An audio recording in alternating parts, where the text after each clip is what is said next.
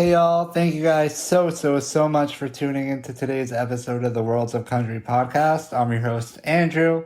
On today's episode, I'm joined by Hannah Ellis to talk all about her musical journey to Nashville and within Nashville. And it was such a great conversation. Hope you guys enjoy it. We'll talk to you guys on the other side. Hey Hannah, how are you? I'm so good. How are you? I'm doing good. What have you been up to lately? You know what? Just trying to get ready for the 4th of July and planning out a lot more shows that we're doing this summer. When did you sort of know that music was the path that you wanted to take with your life? It was right before I graduated high school. So I actually already had a full ride academic scholarship to college. So I kind of felt like I had my path. And then a couple months before I graduated, I kind of just had this come to Jesus moment where I was like, I think I'm supposed to pursue music. And I just felt really, really called into it. And, I went on to college because my parents were like, we'd love for you to do that, but we totally support your music dream. So I kind of did both. But, once I decided that's where I was going, I never looked back. Well, what was it specifically that drew you into music at that moment? Oh, man, it's actually a really funny story. So I've done music my whole life. Um, Always sang in church and in local contests and I had a real passion for it. And I took my little sister to see the Hannah Montana movie. I know this is wild. And I was just so struck by like this girl from a small town chasing her big city dreams. And I was just like, I think I can do that. I think that could be me, which is hysterical. And I like cried like the whole movie, and I'm like crying after the movie when I get home, and my mom's like, "What's wrong with you?" And I was like, "I think I'm supposed to do music with my life." And she's like, "Okay, well, we'll talk to your dad in the morning and see what that is." So my dad came over the next morning, and we all sat and talked about it. And I was like, "I really do think this is what I'm supposed to do." And I guess the rest is history. Well, at that point, what would you say was like the first big step you took towards figuring out how to make this a reality? You know, um, just kind of getting down to Nashville, I would say one of the first places we really got involved were we had a friend in Hendersonville that knew a friend in Hendersonville. You know how that is. And we went down and recorded some songs. And I think just doing that made it feel like, oh, we're really doing something. And then as far as getting involved in Nashville, I started going to AI, which is the Nashville or National Songwriter Association. And I feel like they really helped me get plugged into a writing community as far as that side of it goes. But yeah, just getting to Nashville and trying to be part of the community. So did you always sort of know that Nashville was the place you wanted to end up? Yes. So even when I went to college in Lexington, Kentucky, I would come back and forth to Nashville because I knew I wanted to do country music, and obviously Nashville is a new city. So I would do the travel back and forth, and then I moved here right after I graduated college in 2013. You're almost 10 years into the 10-year town now. Yes, that's right. You're exactly right. So what would you say has been the biggest lesson you've learned over that time that you've been in Nashville?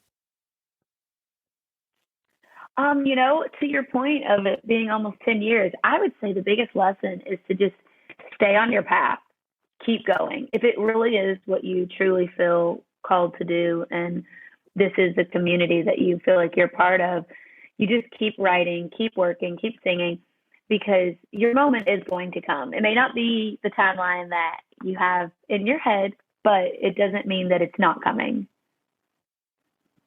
We have to sort of learn to adjust our timelines that it's not always on our schedule. And that's like such a Absolutely. tough thing to let go of because we like that little bit of control, but it's really out of our Absolutely. hands.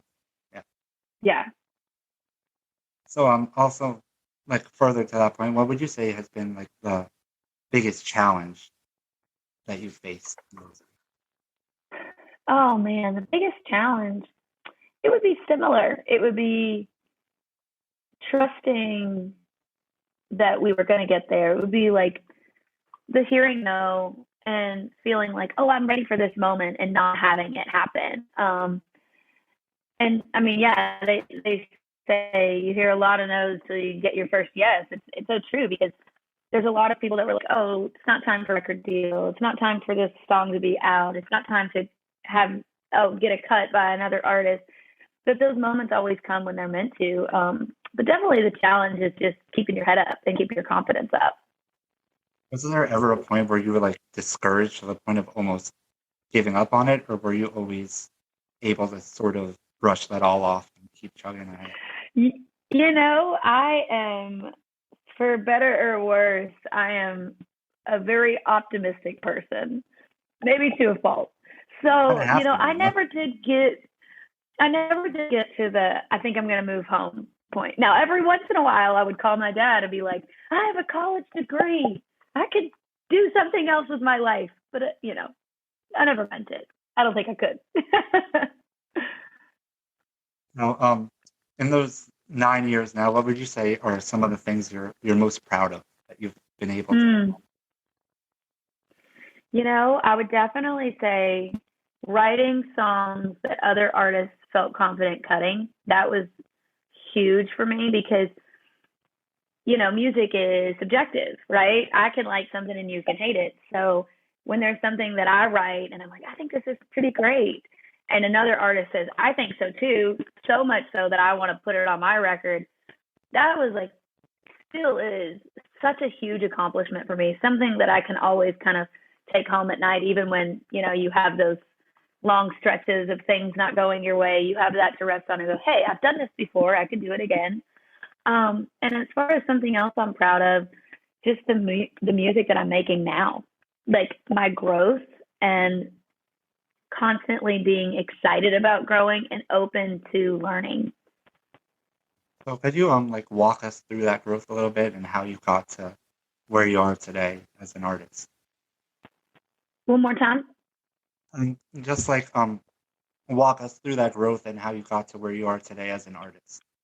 Yeah, absolutely. So, like I said, I moved here I moved here to Nashville in 2013.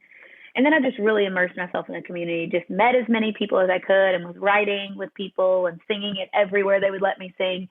And through that, I made some great relationships. And then in 2015, I signed my publishing deal, just for songwriting. And so because of that, I was like, they're not paying me to be an artist. They're paying me to be a songwriter. And so I really, for 2015 and 16, I really poured myself into writing great songs. Even though I was always an artist and always singing, it wasn't my number one priority in those couple of years. My priority was writing songs that other artists would want to cut. And so through that time, I got cuts with Russell Dickerson back here, and Carly Pierce and Cassidy Pope and Danielle Bradbury and Devin Dawson. And it's just been really a cool journey because as I got those, once I did that, I felt like, okay, I was able to kind of prove that I can be a songwriter.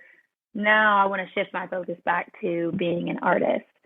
And I did that in 2017. I released my first independent project, like 5 or 6 songs. And it was just so fun to see people's reactions in town. And that's when I got my booking agent and I started touring again and really moving more into that artist lane again. And then I signed my record deal with Curb Records in March of 2020. Not the most convenient time ever. Perfect timing. But it's yeah. But it's been an incredible journey with them so far. And so we started recording music at the end of that year and have been doing so since. And we have brand new music coming literally in the next couple months, which is really exciting. And a whole album coming next year. So it's really fun. It's been quite the journey. Do you feel like that time that you spent away from the artistry sort of helped you grow into the artist that you are now? Absolutely. I think so, because when I took a step back and I was just trying to write great songs, not worried about like, oh, how would I sing this? How would I say this? I actually would write songs that I'm like, oh, that is so me. That really feels like something I would say and how I'd say it. And then I kind of made this little pile of songs, and I think it really helped me find my voice um, as an artist. So I don't have to learn what a great song is outside of yourself. You get to see. Absolutely. Absolutely. You're so right about that. And I'm so glad I did that, because even now my husband or my producer will kind of tease me about how sometimes I'll get in the way of my own best interest because um it's I'm so like, oh, would I say it like that? Would I do it like that? When sometimes it's okay for a song to just be a great song. So you mentioned before about finding like that circle of people to trust and work with in the beginning. How important was it for you to have those people to lean on? Oh, absolutely. So important. I mean, I think in any job, having a community around you, I mean, you hear it all the time, any kind of workplace where you feel like you're going and working with your friends, your real friends, you're going to love that experience so much more, and you're going to be more creative and more productive. And I think that finding your crowd here in Nashville does that. And everyone has their team. In Nashville, people like to use the word camp. This is my camp, but it is there is something about having people that just get you, and they get your sound, and they learn you to the point of knowing when they can kind of push you a little bit and say, hey, let's think outside the box here, let's try to stretch ourselves, because it's so easy to just write what is comfortable and say what is comfortable. And if you have those people around you, especially the people that have been around for years, you're more willing to trust them and go, okay, I'll go there with you, and we'll see. And you arrive at this new place that is incredible, and it's really special. It's a comfort thing for sure. You have to feel like you could trust the people that are giving you that slight little nudge there. Absolutely. So how difficult was it for you, or easy was it for you to find that community that you could surround yourself with? I'm a different bird a little bit, because I'm super social and extroverted. Like, it is very easy for me to walk into a room of people I don't know and be like, "Hi, do you want to be my friend?" Not everybody has that type of personality. So for me, it was really cool. But God is also so cool in the way that I moved to an artist loft, right? So I actually became friends with and met my husband in that building, because everybody there really kind of did music. So it was almost like living in a dorm with other musicians. So it was like we were always around and always playing music. And of course, I met other people in Nashville outside of that, but that's still some of my core group. So how would you describe the sound of the music you're making now? That's fun. I haven't done that yet.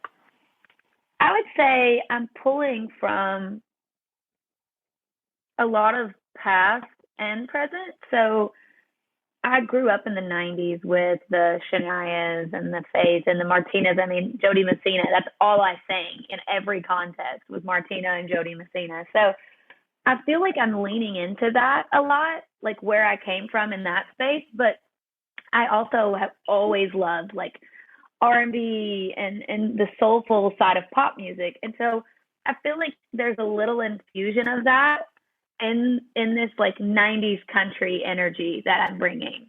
Um, Swag, if you will. That sounds so goofy to say, but I can't think of a better word. So I don't The know. I perfect think, word. yeah, so like swaggy 90s country. That sounds terrible. Don't write that down.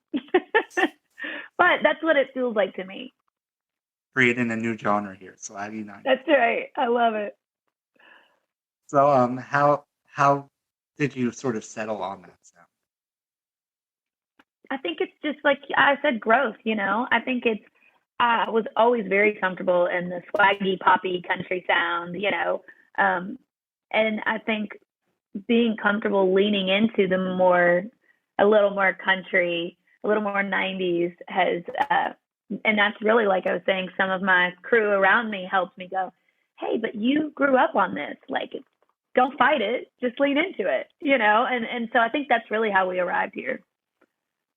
So your current single, Us, could you tell us the story behind that song and how it came together? Absolutely. So, you know, it came together because my husband and I, we actually dated for 7 years before we got married.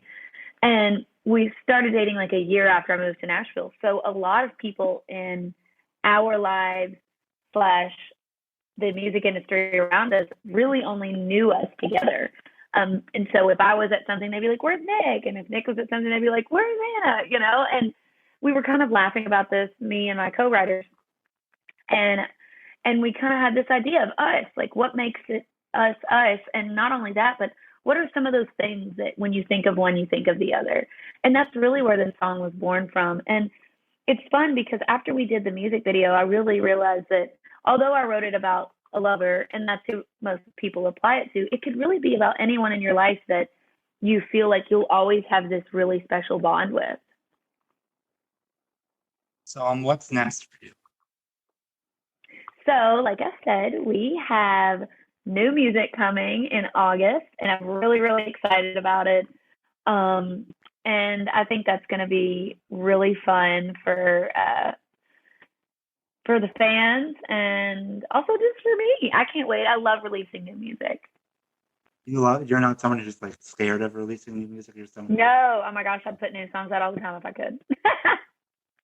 Without hold you back. That's right. Well, thank you so much again for taking the time for this. Absolutely. Thank you so much for having me. Of course. Have a great day. Okay, I'll talk to you soon. Hey y'all, thank you guys so much again for tuning in. I hope you liked what you heard. If you liked what you heard from Hannah, be sure to go check her out on social media and go stream her music wherever you listen to music. If you liked what you heard from the podcast, be sure to hit that subscribe button, leave us a nice review. We really, really appreciate all of your support. You don't even know how much it means. And please go follow us on social media at Worlds of Country on all platforms. We really appreciate that as well. Talk to you guys next week.